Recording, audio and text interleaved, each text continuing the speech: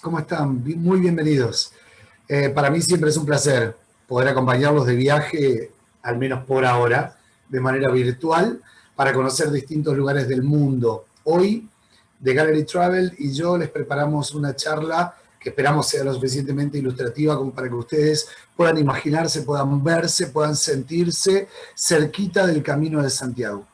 El Camino de Santiago es un destino único en el mundo porque reúne gastronomía, reúne cultura local, folclore, reúne buenos sentimientos, la faceta religiosa, la mística, la admiración por la perseverancia de la persona más allá del santo, la devoción de la fe que el santo en sí encarna, lo lúdico, lo entretenido, lo paisajístico. Chicos, ustedes no se dan una idea de lo que es el norte de Galicia. Es algo pocas veces visto en Europa. Son paisajes absolutísimamente contrastantes. Uno va avanzando por cualquier parte del Camino de Santiago y kilómetro tras kilómetro, curva tras curva del camino, metro tras metro, uno se encuentra con bosques, cascadas, lagos, acaricias el mar, el Cantábrico con su violencia, ¿no? Pegarle a las piedras y esos acantilados que son caídas abruptas desde el continente al Golfo Vizcaíno, y verdaderamente Galicia tiene muchísimo para dar. Y hoy, con mis amigos de The Gallery Travel, hemos preparado una charla que va a girar un poco alrededor de la vida del santo, nos va a contar un poquito quién fue la persona más allá del santo en sí, el santo y su interacción con Jesús, la devoción que generó toda la mística, ¿no? No hay mejor palabra, la mística que hay alrededor de Santiago. Y por otro lado, nos gustaría comenzar a contarles algo que ya mis compañeros más adelante les van a contar, que sobre este destino en particular tenemos a lo largo de este año 3 alternativas para que vacuna de por medio, con todos los medios de seguridad, las medidas correctas y correspondientes. The Gallery Travel en ese sentido se comporta siempre de una manera muy, muy responsable. Les vamos a proponer que nos acompañen para poder ver en primera persona todo esto de lo que vamos a charlar hoy. Pero para comenzar a charlar, les preparamos unas placas que nos van a mostrar un poquito de qué estamos hablando. ¿Quién fue Santiago? Vamos a hablar un poquito al principio de la historia. Le pusimos historia y devoción. Tiene muchísimo de historia y despierta, contagia devoción, porque verdaderamente Santiago fue una persona con una condición, la verdad, única en este sentido, ¿no? Santiago es una palabra derivada de un par de palabras del latín. Originalmente se llamaba Jacobo, Jacobus, Jacob, en lo coloquial de su familia. Fue de los apóstoles de Jesús, fue uno de los que mayor cantidad de historias tuvo para contarle al mundo. Hablo, chicos, por un minuto y con todo el respeto, olvídense de los evangelios. Fue él en primera persona quien, te diría, el que más tuvo para contarle al mundo respecto de sus experiencias persona a persona, codo a codo con Jesús. Y eso no muchas personas lo pudieron decir a lo largo del mundo. ¿Saben que Jacobus, hubo 2 apóstoles, 2 de este Dream Team de 12 personas que lo acompañaban a Jesús para todos lados, fielmente? Hubo 2 que se llamaban Jacobo. Nos vamos a concentrar hoy en el mayor de estos 2. Él era primo hermano de Jesús. Jacobo era... Ahora vamos a hablar un poquito de su familia y de dónde venía él y por qué su parentesco con Jesús. Pero primero vamos al origen Santiago. ¿Cómo es que llegamos, Fernando, de la palabra Jacobo a Santiago? Originalmente Jacobus, en hebreo, era el nombre de bautismo. En realidad el nombre es dado por la familia, después, fue mucho tiempo después bautizado, el nombre dado por la familia a este muchachito que era nacido en Betsaida, un lugar en Galilea, muy cerca del lago Tiberíades. Él era hijo de una hermana de la Virgen María, que se llamaba Salomé, y de un pescador, un hombre muy respetado en toda la zona, llamaba Zebedeo. Aparte de ser pescador, él secaba pescado y lo vendía a comerciantes que venían de afuera de Galilea. Era como un exportador de pescado de ese momento, ¿no? Si bien no era gente rica ni mucho menos, eran trabajadores altamente respetados. Jacobo era hermano de San Juan el Bautista, ¿no? Para que se vayan dando una idea de cómo es la relación familiar el evangelista, entre Jesús y la familia de Jacobo. Entonces hablamos de un primo hermano de Jesús por medio de madres, el hijo de Zebedeo y Salomé, Jesús, todos sabemos, la Virgen María y José. Su hermano, San Juan el Evangelista, fue uno de los que, ahí exiliado en una isla griega, comenzó con las escrituras de la Santa Biblia, ¿no? Que nos acompañan hasta el día de hoy. Este muchachito, Santiago, como llegamos al nombre, decíamos, y por qué, mira, se me ocurre ahora hacer una comparación de por qué no lo llamamos San Santiago. Si a Juan lo llamamos San Juan, si a Pedro lo llamamos San Pedro, ¿no? ¿Por qué a Judas San Judas? ¿Por qué a Santiago no lo llamamos San Santiago?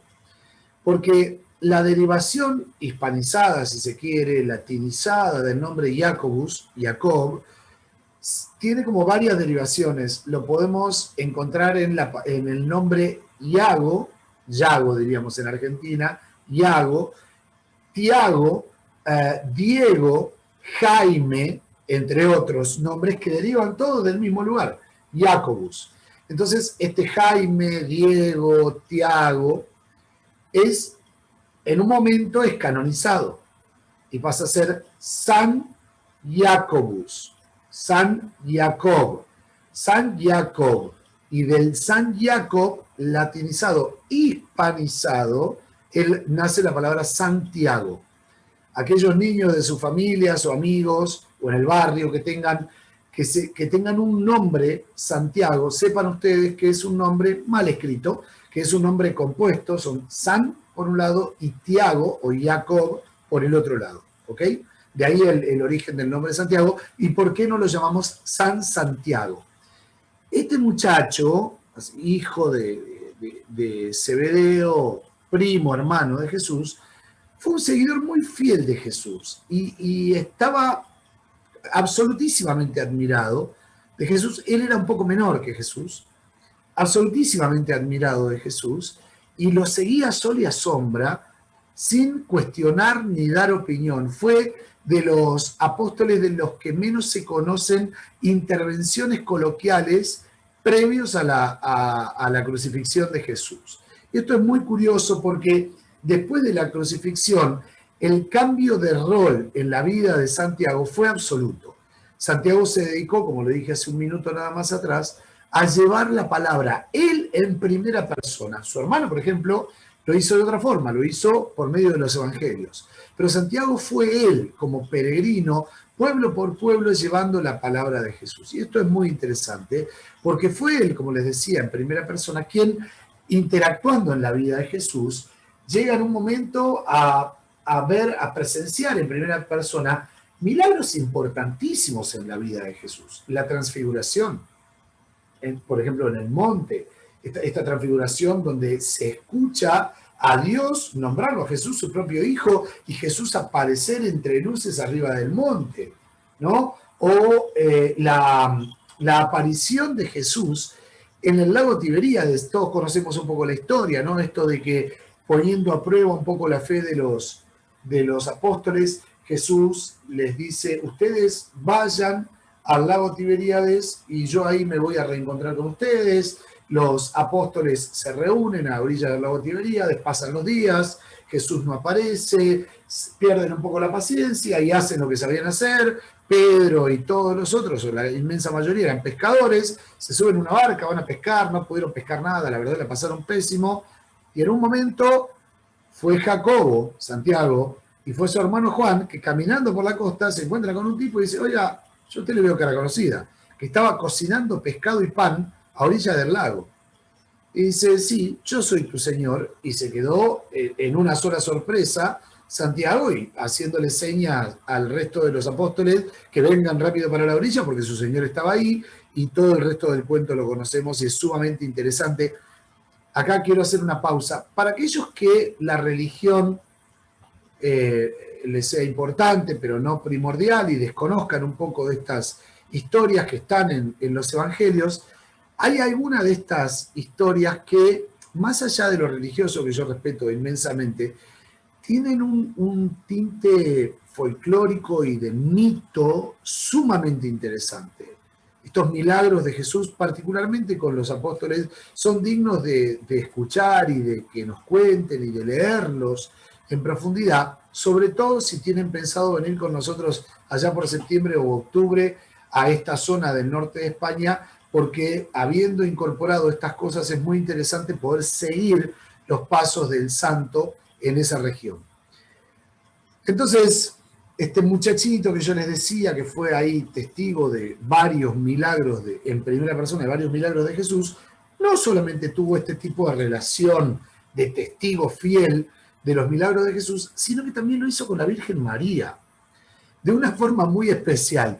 A mí me gusta a mí, para incorporar algunos conceptos, entender a estas personas ya canonizadas, tratar de remontarme en la historia a cómo habrán vivido ellos su propia realidad.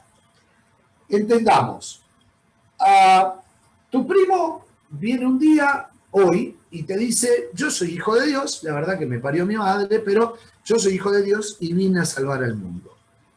Vos, porque te lo demuestra o por mera fe, le crees. Y de golpe empieza a jugar un papel preponderante una mujer que tu mamá te venía diciendo que era especial, que era tu tía, María, que vos la viste muy pocas veces en tu vida, un par de veces nada más cuando eras muy chiquito, y después de la muerte de Jesús, la empezás a ver con más frecuencia. Para el que no conozca un poco el trajinar de la vida de María en este mundo después de la muerte de Jesús, a Jesús lo crucifican, cuento conocido por todos, María es exiliada, un poco resguardada por algunos de los apóstoles, Juan, el evangelista entre ellos, que deciden llevársela hasta la casa de la madre de Santiago y de Juan, el evangelista, que se había ido hacía mucho tiempo a vivir a la costa del mar, en lo que ahora es Turquía. Si no conocen Turquía, chicos, les recomiendo que vayan porque es maravilloso, es un viaje en el túnel del tiempo. Y ahí en la orilla de Turquía hay un par de Anatolia, ¿no? El territorio más grande de Turquía, contra el mar de Egeo, ahí cerca de las islas griegas, sobre la costa, hay un par de localidades súper importantes. Una de ellas se llama Éfeso. En esta ciudad, Éfeso es una ciudad romana, muy antigua, el gobernador de Éfeso era un tipo bastante benevolente con los cristianos que estaban proscriptos y eran perseguidos hasta ese momento en todo el imperio, y este hombre era bastante abierto a la pluralidad de religiones, porque Éfeso era una ciudad comercial muy importante y técnicamente el gobernador de Éfeso no se quería llevar mal con nadie, entonces les daba un poquito el guiño de ojo para decir, bueno, vengan acá, nosotros no los vamos a matar, pero no me pateen en contra del negocio. Era como el trato implícito, ¿no? Entonces, María se refugia en la casa de su hermana Salomé, en Éfeso. Si cualquiera de ustedes conoce Turquía, seguramente han visitado Éfeso, seguramente han comprado camperas de cuero, que son maravillosas, y seguramente visitaron la casa de la Virgen María, ahí cerquita de la necrópolis y de la calle de mármol y tal, en la ciudad romana de Éfeso. La casa todavía está, y este muchachito nuestro de la charla de hoy, Santiago, va a hablar con su tía, dice, che, tía, vos sabés que me dijo mi primo Jesús, antes de que lo crucifiquen, que yo tenía que llevar su palabra por el mundo, así que me voy a embarcar y en una barca a vela voy a ir por las islas griegas a ver qué puedo ir haciendo con la palabra de mi primo. Así lo hizo, empezó a trajinar isla por isla, ¿no? Hay que reconocer que en ese momento de la historia, todo lo que hoy es el Duodecaneso, el Peloponeso, el Adriático, los Balcanes, toda la península itálica, todo el norte de África, la mitad de la isla de la Gran Bretaña, la isla verde de las dos Irlandas, prácticamente hasta Noruega, Dinamarca, gran parte de Escandinavia, parte de Rusia, ¿no? Todo Medio Oriente, era territorio romano. Entonces, fueras donde fueras, tenías que hablar el latín, y fueras donde fueras, si eras cristiano, estabas proscripto. Y eso era todo un tema, porque cuando hablamos de proscripción en aquel momento, es, si se te ocurre hablar de Jesús, te vamos a matar a piedrazos. Era literalmente, te enterraban hasta los hombros, atadito, y te apedreaban en la cabeza hasta que te murieras, literalmente. Bueno, al fin, San Juan el Evangelista se queda en una isla, en Patmos, una isla preciosísima, en Grecia, y empieza ahí en un monasterio medio recluido a escribir el Evangelio. Encontró la iluminación, de hecho, en una cueva, recluido ahí en la isla, en Grecia. Su hermanito más chico, Jacobo, Santiago, sigue su camino, va isla por isla, un poco, puede permanecer unos días en un lugar, después lo terminan echando. Fue así que llega a la península itálica, ahí a la punta de la bota, lo que ahora es Calabria, ¿no? El suelo de la bota de Italia. También lo terminan echando, su vida empezó a correr peligro. Él mismo empieza a recoger simpatía de algunos seguidores. Estos seguidores lo acompañan, lo defienden, empiezan a prestarle oído en el mercado hasta cuándo podían permanecer en una localidad llevando la palabra de Dios, y cuando los soldados empezaban a murmurar o a preguntar mucho, le avisaban a Santiago, y Santiago y ellos en un barco de nuevo emprendían camino. Fue así que llega a las costas del centro-sur de lo que ahora es España, la provincia de Hispania en ese momento. Todo ese territorio era una gran, inmensa provincia que estaba repartida en distintos distritos romanos. Podemos hablar de la colonia Flavia Paterna Barcino, que la capital ahora es Barcelona. Podemos hablar del Tarraco, ¿no? La Augusta Tarraconensis, este territorio que la capital era y sigue siendo Tarragona. Podemos nombrar Lusitania, que la capital es Lisboa, gran parte de lo que ahora es España o Portugal. Podemos nombrar Toletum, ¿no? El Tolai Tolá, después árabe, que fue la capital durante muchísimo tiempo de la provincia de Hispania, y es lo que ahora es la ciudad de Toledo, y otras muchas ciudades, fundamentalmente en la costa o sobre el trazado en el mapa de algunos grandes ríos. Entre otras, había una ciudad, la ciudad de César Augusto, donde nació César Augusto, el primer gran emperador, el hijo sobrino de Cayo Julio César, y donde nació César Augusto. La ciudad de César Augusto era muy importante para el comercio, de hecho lo sigue siendo hasta el día de hoy. Poco hemos inventado, porque claro, está como medio equidistante entre el encuentro del mar, ahí por la Flavia Paterna Barcino, por la ciudad de Barcelona, y la capital de Hispania, que estaba en lo que ahora es Toledo, Toletum de aquel momento, o el Tarraco, ¿no? Esas salidas al mar, estaba como bastante equidistante de todo, entonces quedaba muy cómoda esa ciudad, que si bien estaba en el medio, y sigue estando en el medio de la tierra, estaba a orillas de un río sumamente importante que cruza gran parte de la península ibérica, gran parte de la provincia de Hispania de aquel momento, que se llama, en el día de hoy se llama Zaragoza. César Augusta, los árabes la llaman Zaracusta. Zaracusta a los castizos que estaban en esa zona les costaba muchísimo nombrarlo, entonces cambian el nombre de Zaragoza. De ahí esta derivación por errores y dificultades de pronunciaciones que se llega al nombre de muchas ciudades. La verdad que a ese momento nuestro héroe del cuento del día de hoy llega bastante cansado. Hay que reconocer de que el pobre hombre ya venía con muchos años de que el imperio le pegaba, había salvado su vida en un par de oportunidades y claramente estaba harto, cansadísimo de que fundamentalmente la gente no lo escuchara. La gente tenía la cabeza en otro lado. Hoy vos decís Jesús, todo el mundo lo conoce. Hoy vos decís milagros, todo el mundo más o menos conocemos lo que hizo Jesús. el que más, el que menos, no importa de la religión que seas y no importa cuán practicante seas, pero en aquel momento de la historia, si nosotros nos vamos solamente unos 10 años después de que lo crucificaron a Jesús, era prácticamente imposible que la gente te prestara el oído.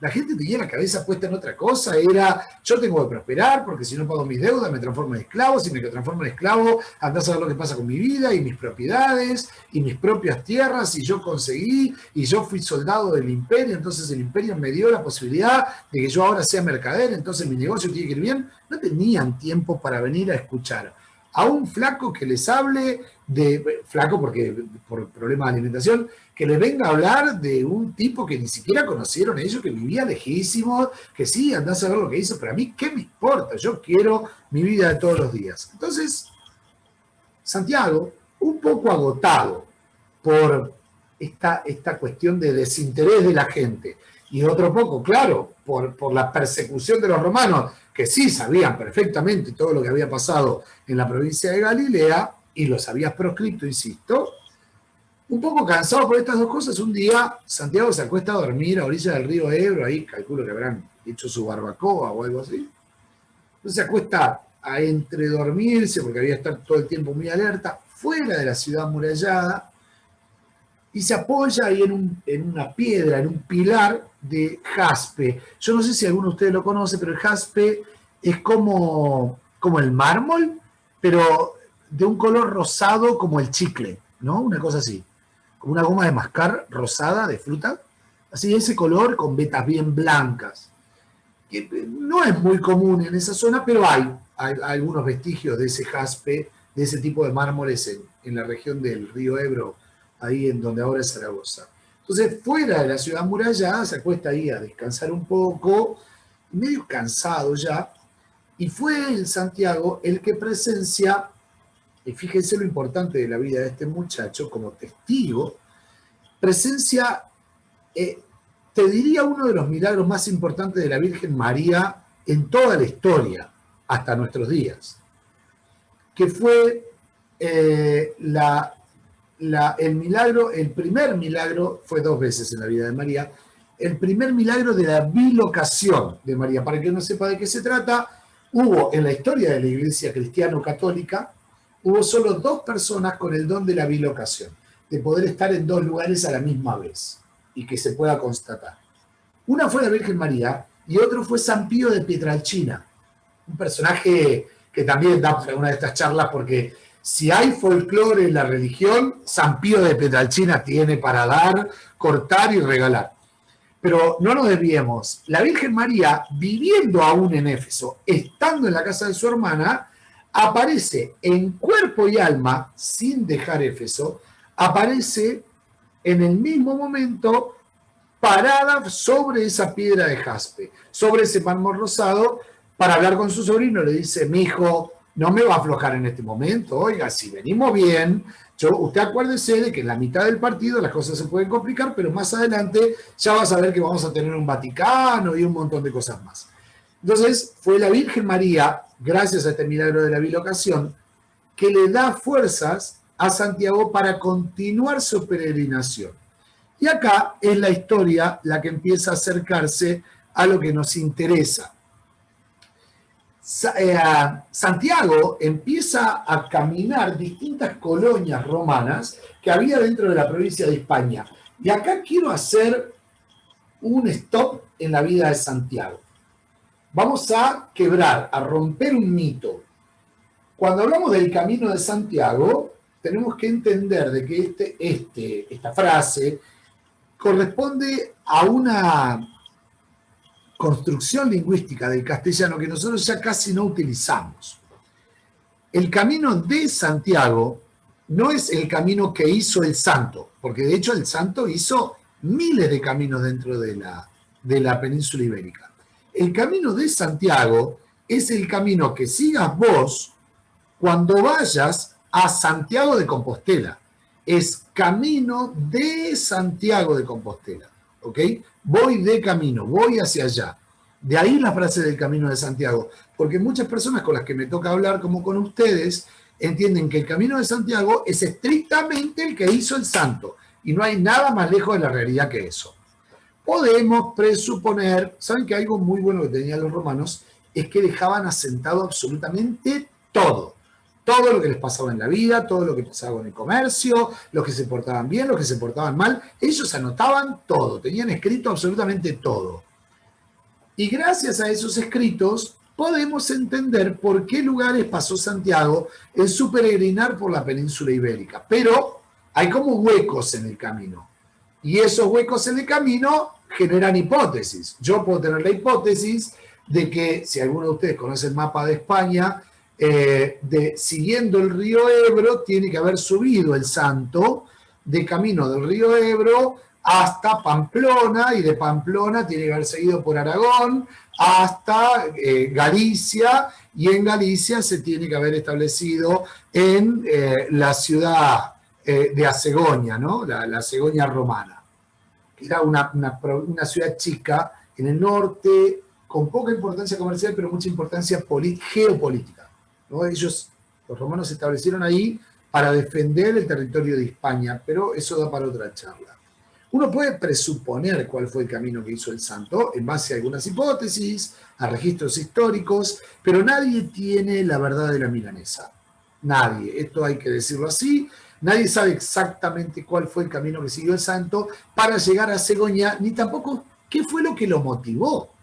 Nadie sabe, porque el santo no llevaba registro de por qué iba a cada una de las ciudades que iba. Si algunas ciudades eran menos peligrosas que otras, ¿por qué eligió dejar de lado Lusitania para llegar a Segonia, por ejemplo? ¿Por qué dejó Lisboa de lado para llegar a Galicia, por ejemplo? Nadie lo sabe, no hay registro de eso. Pero lo que es interesantísimo es saber que cuando él llega a la Segonia romana, empieza en la plaza, en el ágora romana.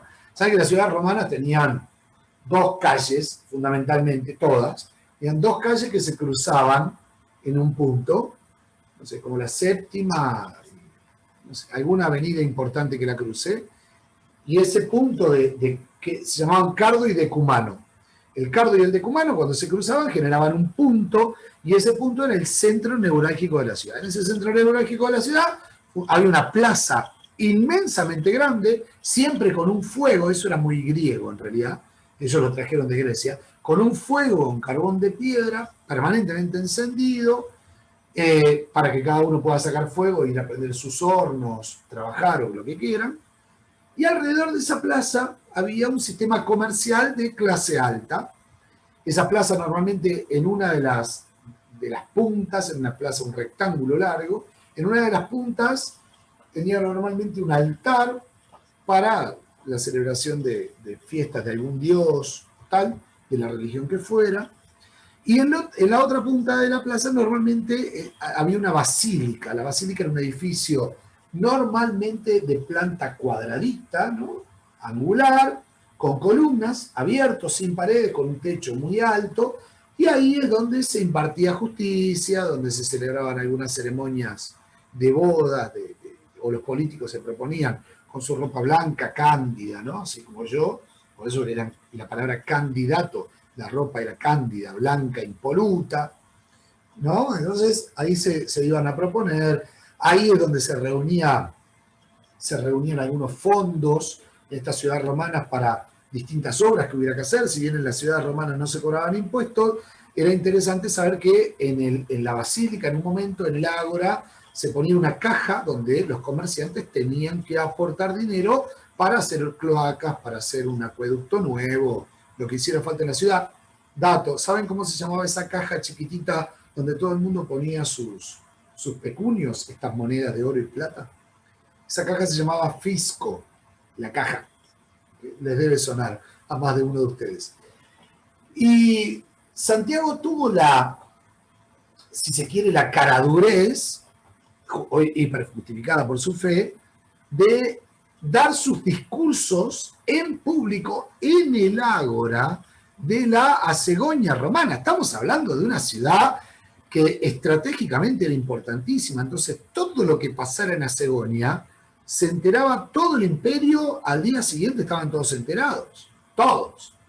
Entonces, claro, el gobernador de Asegonia no soportó la falta de respeto de este muchacho que, estando proscripto, fuera a querer llevar la palabra de Dios, nada menos que en el ágora, enfrente de la basílica. Entonces los toma prisioneros, no se sabe bien por qué, les perdona la vida, tanto a Santiago como a sus seguidores, y los deporta, los echa de la ciudad.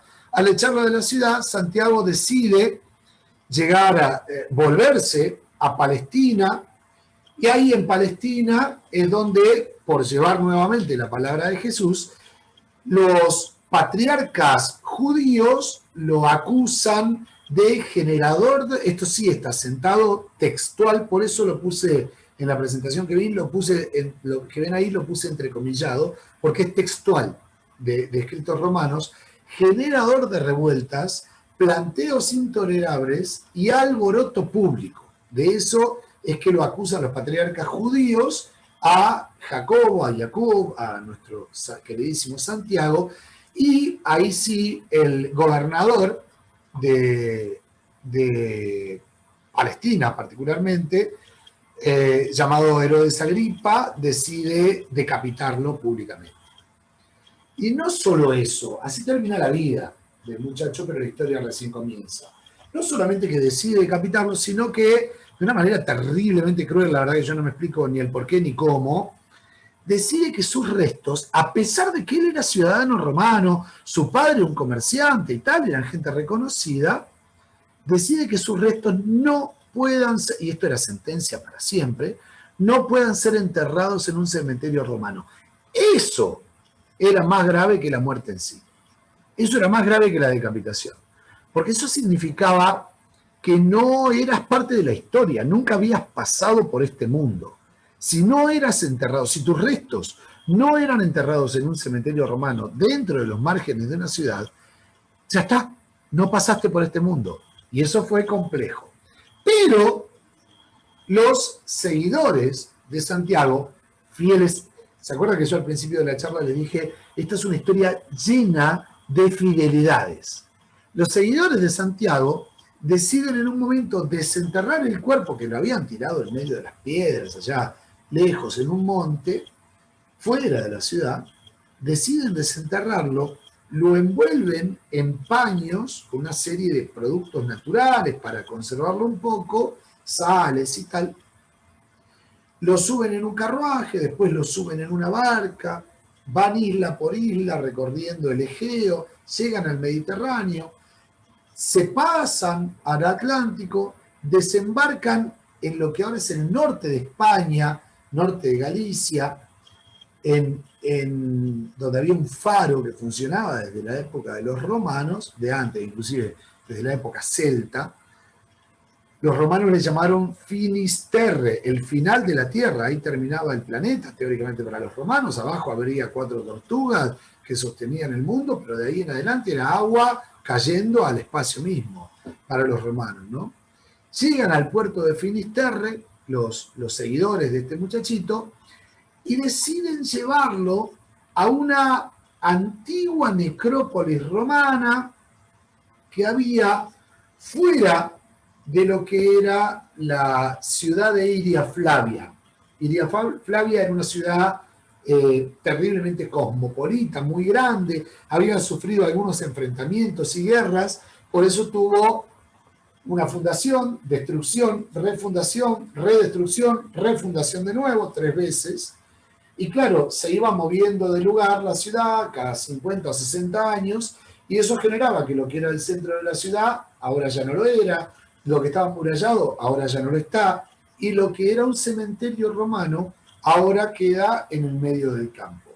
Sabiendo esto, los seguidores de Santiago deciden llevarlo a Santiago a una necrópolis romana abandonada, pero que por lo menos para su capacidad intelectual les daba para entender que de esa forma su señor estaba en un entierro digno de él, ¿no? Eso me parece también una linda historia de fidelidad.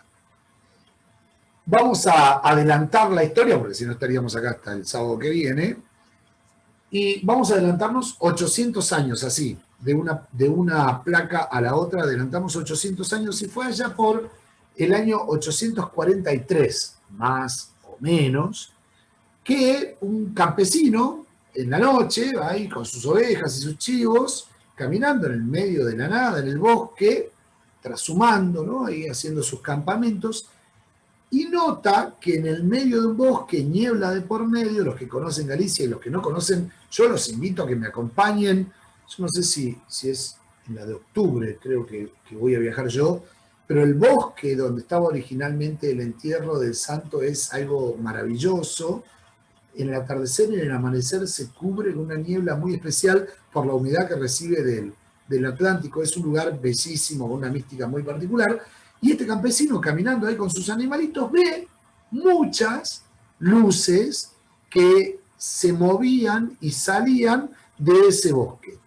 Asustado, decide salir corriendo para declararle esto. Recuerden que en ese momento, año 800, era la época oscura europea, hablamos de el gótico alemán, británico, francés, hablamos de la época de la Inquisición, donde todo era culpa, donde el demonio se podía presentar de cualquier forma, y donde Dios intervenía también de cualquier forma para la iglesia de ese momento. Muchas cosas tiene que explicar la iglesia de ese momento, pero al fin, como nota al margen, este muchachito sale, deja los animales, sale corriendo y desesperado llega a la ciudad de Iria Flavia, y en Iria Flavia pide hablar con el obispo, le dice, mire su monseñoridad, acá está pasando algo raro, yo fui al monte y ahí en el bosque me encontré que en el medio de los abedules y los abetos y los robles empecé a ver luces y yo no sé si eso es algo bueno o algo malo, tal. Es así que el obispo decide escuchar la palabra de este campesino y lo acompaña. Dice, a ver, vamos, yo te acompaño. Se fueron ahí a lomo de caballo y en medio del bosque no encuentran nada hasta que cae el atardecer y el obispo ve que de un punto, solo de un punto del bosque, emanaba una luz extraña para él.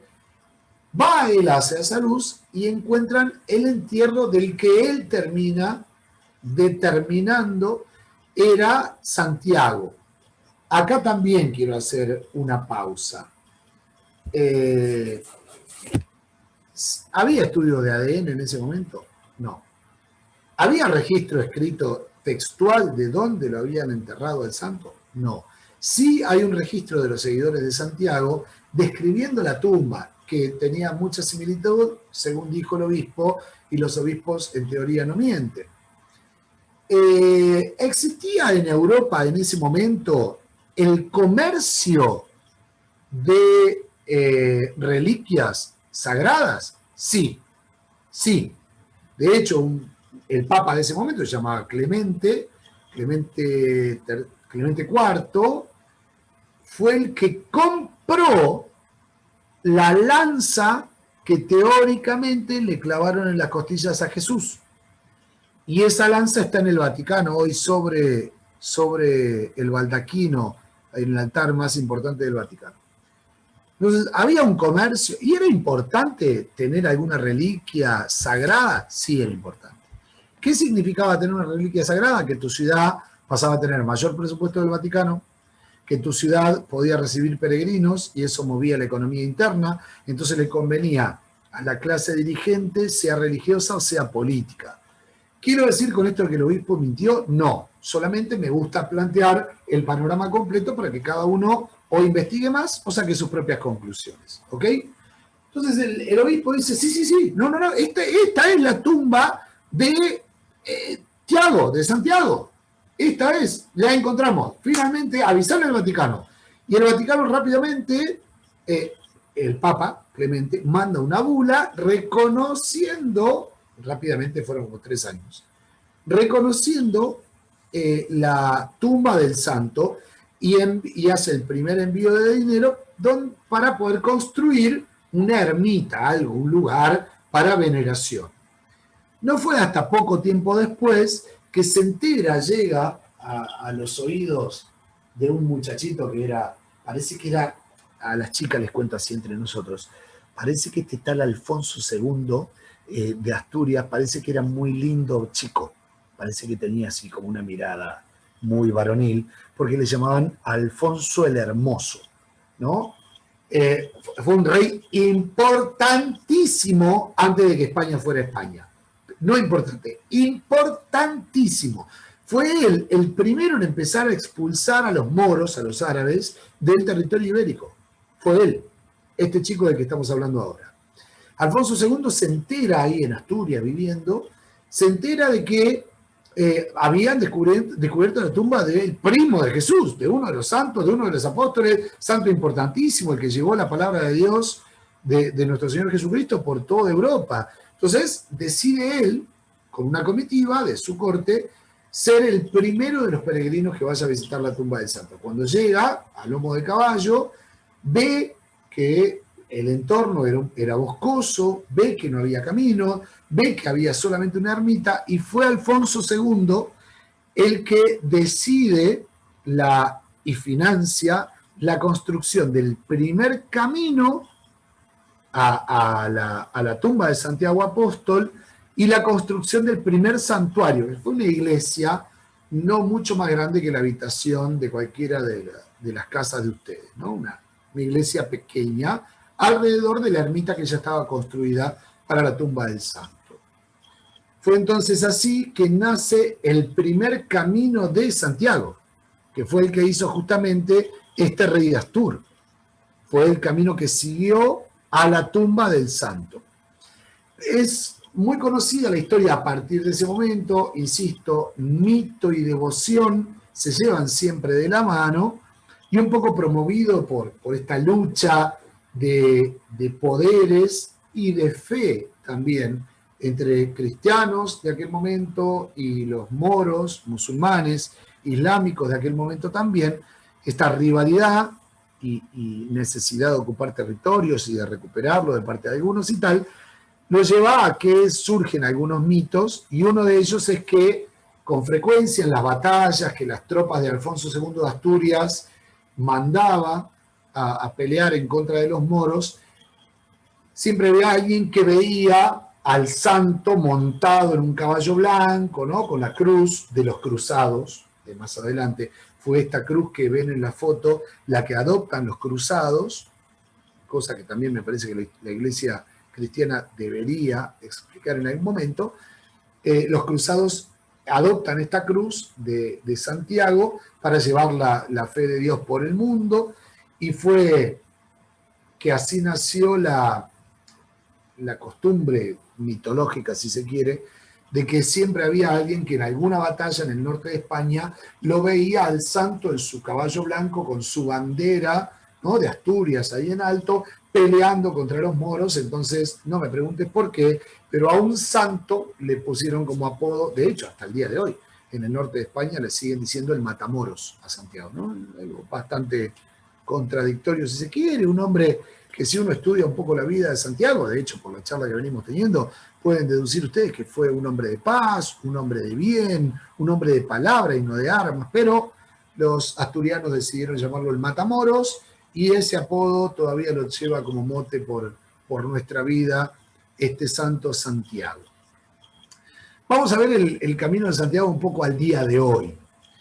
Camino de Santiago en el norte de España, o en el sur de Francia, o en el sur de Portugal, o en el centro de Inglaterra, o en Cali, o en Medellín, o en el Cauca, o en Bogotá, o en donde estés, hoy se puede seguir el Camino de Santiago, porque es el camino que vos hagas a Santiago de Compostela como peregrino particularmente. ¿Cómo me puedo considerar peregrino, Fernando? Porque yo la verdad que tengo problemas motrices, tengo silla de rueda, o la verdad que a mí me gusta mucho andar en moto, así que quiero viajar a Europa y alquilarme una moto. ¿Puedo ser peregrino? Sí, claro que sí. Claro que sí. Para ser un peregrino, basta con que hagas 100 kilómetros caminando. De hecho, sobre esto de caminando me abro un paréntesis para más tarde. 100 kilómetros caminando, paréntesis de por medio, o 200 kilómetros a caballo o en bicicleta, ¿no? Para considerarte un peregrino. ¿Por qué decía hace un ratito que me abrí un paréntesis para los que van caminando? Porque también hay tramos del Camino de Santiago que son reconocidos por la diócesis de Compostela y que son más cortos que 100 kilómetros. Hay uno que tiene 48 kilómetros y vos habrás completado el Camino de Santiago, esa parte, para lo cual te dan una compostela, que es como un pasaporte, ¿no? Que te van sellando en distintos lugares. Eso es súper interesante también. Pero el Camino de Santiago se puede hacer andando, en bicicleta, en autobús, en coche, en moto, a caballo, como prefieras. Y ¿sabés qué? También en el tiempo que vos quieras. No hace falta que lo hagas todo en una semana, ¿ok? Si hablamos de los más emblemáticos circuitos del Camino de Santiago, podemos nombrar el camino, le llaman primigenio, primitivo, el primario, el primero, que fue justamente el que hizo este rey Astur, que nace en Oviedo, la capital de Asturias, y recorre más o menos unos 315 kilómetros de camino a la ciudad de Santiago. Recorre gran parte de los balcones del Cantábrico, estos acantilados que yo te decía, llegando más o menos a lo largo de, dependiendo cómo lo hagas, si lo vas a hacer caminando son 2 semanas, si lo vas a hacer en bicicleta o a caballo es 1 semana, con paradas, con descanso y tal, más o menos después de 315 kilómetros uno llega de Oviedo a la ciudad de Santiago de Compostela. Chicos, hay dos vistas, si se quiere, 2 paisajes, me parece que son imperdibles de la llegada del Camino de Santiago.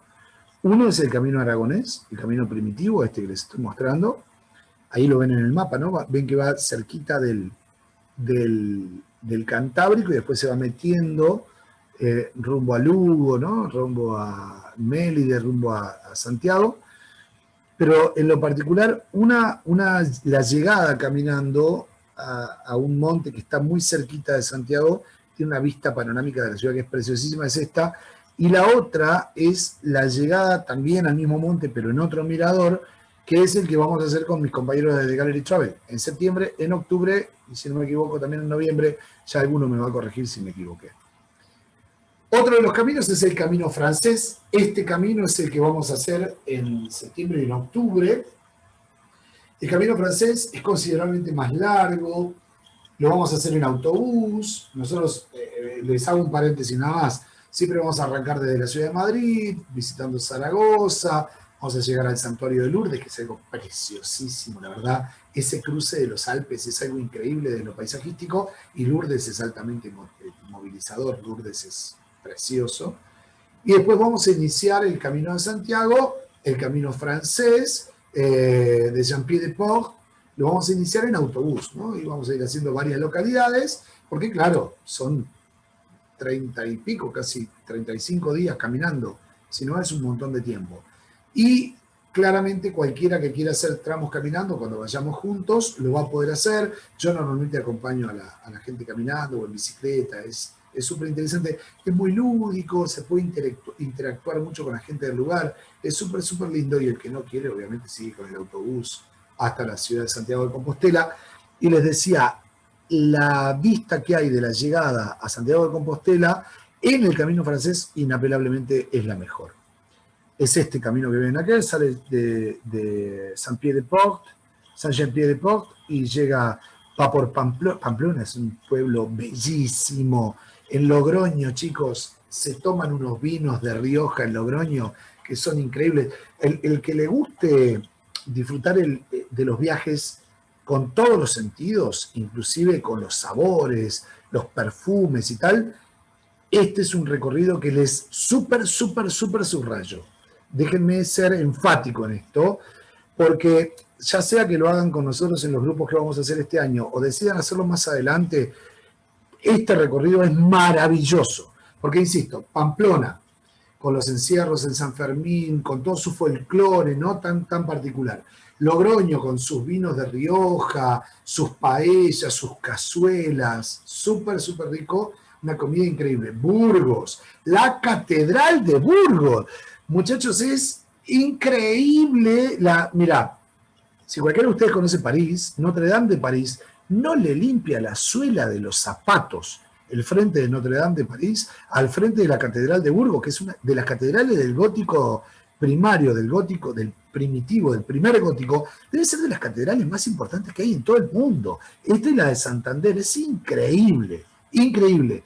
León con sus cultivos, uno va por la ruta ahí llegando a la ciudad de León y sus trigales, dependiendo de la época del año que vayas, sus trigales, si el campo ya fue cosechado, inmediatamente después de que levantaron el trigo empiezan a salir amapolas rojas, entonces es todo un manto rojo que parece un mar a la derecha y a la izquierda del autobús, es algo bellísimo, bellísimo. Y la llegada a Santiago, que es algo altamente conmovedor.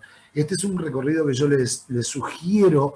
No sé, acá en el medio hay un pueblito chiquitito que se llama Sarría, que se comen unas anchoas. Se come tan bien en ese pueblo, es preciosísimo. Yo les recomiendo, le presten atención a este recorrido. Insisto, si lo quieren hacer con nosotros en septiembre, en agosto, en septiembre, en octubre, vengan con nosotros.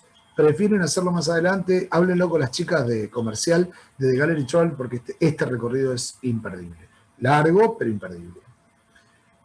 El camino portugués, yo lo dejé en esta charla, porque el camino portugués, así como nosotros hacemos en septiembre, octubre y noviembre, hacemos el camino de Santiago, después, si vos querés venir con nosotros, lo podés combinar con que terminó el camino de Santiago, terminaron tus 2 semanas de vacaciones, te volvés a tu casa, o si tenés una semanita más, podemos ir juntos hasta el santuario de Fátima, entonces estaríamos desandando el camino portugués, que es este que estás viendo en el mapa, o podés venir conmigo, tomamos un vuelo y nos vamos a Medjugorje, ¿no? En Bosnia, en Serbia. Ahí hacemos parte de los Balcanes, Bosnia, Serbia, Croacia, es preciosísimo también esa zona, y un santuario altísimamente importante, sobre todo para la gente de fe, es algo altísimamente movilizador. Hay un pueblito al lado de Medjugorje que se llama Mostar, pueblito chiquitito, así de chiquitito. Pero yo no puedo explicar la belleza de ese pueblo. Son circuitos que te dejan mucho, que te llegan al alma, ¿viste? Porque tienen mucho religión, pero tienen muchísimo de folclore, de paisaje, de gastronomía, los lugares, los aromas. Andar por esos bosques, los aromas de estos viajes son increíbles. Les decía entonces, el camino portugués es un camino que nace originalmente en Lisboa, pasando por el santuario de Fátima, donde podemos ir como post-tour después de haber terminado el camino de Santiago, y llega finalmente a Santiago de Compostela. Nosotros en este recorrido de octubre lo vamos a desandar. Vamos a ir terminando, vamos a hacer el camino francés, vamos a terminar en Santiago de Compostela y vamos a seguir hasta Fátima recorriendo Portugal, que es algo también maravilloso. La gente en Portugal, la gente es de otro planeta. El nivel de bondad que uno se encuentra por la calle es maravilloso. Porto es una ciudad preciosísima, capital gastronómica europea, Porto, para que se den una idea. ¿Bien? Luego me gustó dejarles algunos recorridos como el de Finisterre. ¿Se acuerdan que yo les decía que no hace falta que el camino tenga 100 kilómetros? Porque el camino de Finisterre tiene 90. Y si yo lo hago y llego a cada una de las posadas y me hago poner el sellito, también voy a conseguir la Compostela, que es como el objetivo de muchas personas. Estas son solamente 4 etapas, se hacen 4 días. La verdad es un camino súper interesante y tiene la particularidad de llegar al mismo lugar donde estaba el faro del fin del mundo para los romanos, ¿no? Muy, muy bonito, también pasa en medio de bosques, cascadas, hay un par de lagos. La primera vista del mar en Mugia, que es ese pueblo que ven al norte, la primera vista de la bahía de Mugia es bellísimo, la verdad. El norte de España tiene lugares que son increíbles. Miren, la bahía de Mugia es la foto que ven a la derecha, es justamente de la bahía de Mugia. Hay una península con el pueblito en el medio, y de un lado y el otro uno se encuentra con el Atlántico y el Cantábrico, ¿no? Es preciosísimo, muy, muy bonito. Y miren lo que es el pueblo a la izquierda, ¿no? Son pueblitos chiquititos parados en el tiempo. Si uno va a hacer el camino, sea que lo haga en autobús, sea que lo haga en coche, en moto, sea que lo haga con el grupo, lo haga con mi guía y tal, hay como cosas que son interesantes de saber, ¿no? Por ejemplo,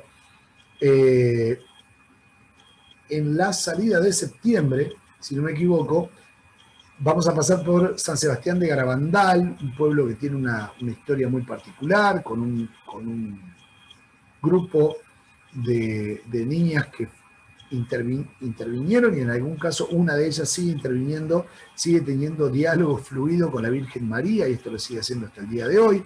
Fue el hogar de nacimiento de estas 3 niñas que en las afueras del pueblo empezaron de golpe a ver a la Virgen María, y de golpe todo el pueblo fue testigo de eso. Ellas son las únicas que pudieron hablar con la Virgen María. Una de ellas hoy es monja, otra sigue viviendo en el pueblo, la persona se la puede conocer inclusive, y la historia de San Sebastián de Garabandal es súper, súper interesante. La llegada a Santiago de Compostela en medio de sus bosques, en medio de sus lagos, ríos, es preciosísima. La ciudad es una ciudad monumental. Como les decía, la catedral es algo increíble, hecho en una piedra que se llama areniza. Es una piedra del fondo del río que se trabaja de una forma muy, muy especial, con varias etapas de construcción diferentes que le dieron una identidad muy particular, porque de golpe me encuentro arcos románicos, de golpe me encuentro las gárgolas típicas del gótico, y entro y me encuentro un altar de oro y plata repujado, típico del barroco, ¿no? La verdad, esto la constituye inapelablemente uno de los monumentos más importantes de España, y la ciudad, una de las ciudades monumentales más importantes de toda España. Esto es muy, muy interesante de ver. Ustedes tienen una ciudad hermana en Cali. Santiago de Cali es hermana de Santiago de Compostela. Eso me pareció un dato de color interesante. Si vas a hacer el camino, venís con nosotros, ya te podés despreocupar de todo, porque está todo arregladísimo. Si lo vas a querer hacer solo, que es una alternativa, anda con las chicas de The Gallery Travel y asesorate bien, porque cualquier detalle ínfimo que hayas pasado por alto te puede hacer que la pases mal, ¿ok? Todo está súper bien marcado, todo es súper fácil de entender, pero yo siempre digo lo mismo, cuando la mula no quiere avanzar, no avanza nada, ¿ok? Entonces el asesoramiento es súper, súper importante. Ahí ven uno de los grupos nuestros en una de las entradas de Santiago. La verdad, la experiencia, una vez dije, mi papá era un tipo muy especial. Yo me quedé con muchas cosas de mi padre que de verdad valoro muchísimo. Yo a mi papá lo tuve muy poco tiempo cronológicamente, pero me dejó un montón de cosas, un montón. Y una de las cosas de estas enseñanzas cotidianas que cualquier padre le puede dar a su hijo, mi papá tenía frases cortitas muy claras. Mi papá decía que las cosas que pesan en el alma, cuando se llevan de a 2, pesan la mitad. Y que las alegrías, si son compartidas, se disfrutan el doble. Esa frase a mí me quedó siempre grabadísima.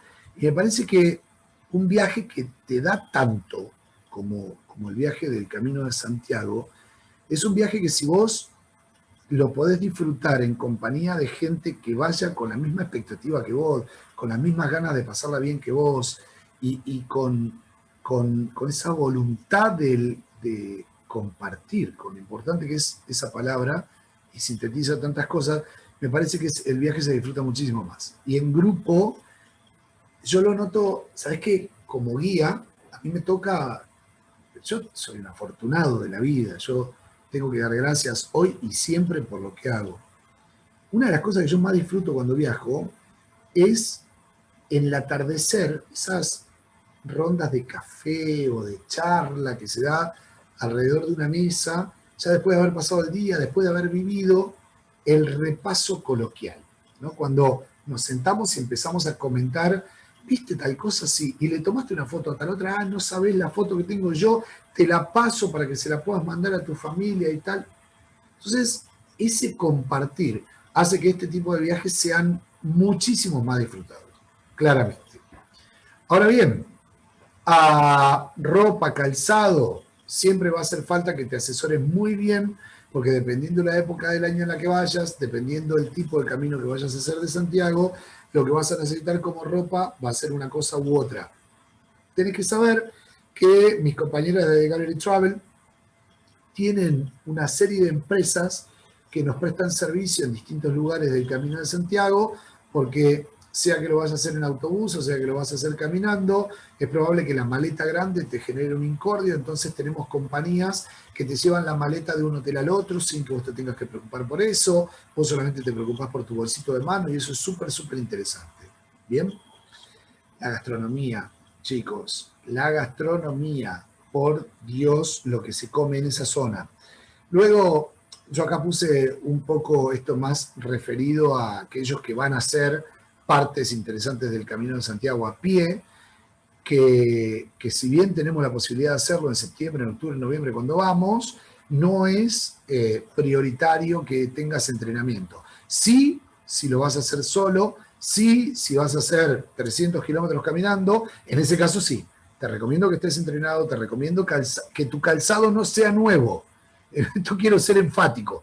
Yo creo que la gente se compra sus tenis, sus zapatillas, para ir al Camino de Santiago y después de golpe te molestan, te duelen, te sacan ampollas, te hacen doler el talón. No, zapatillas nuevas nunca jamás. Comprátelas antes, usalas, cuando estén blanditas, te las llevas al Camino de Santiago.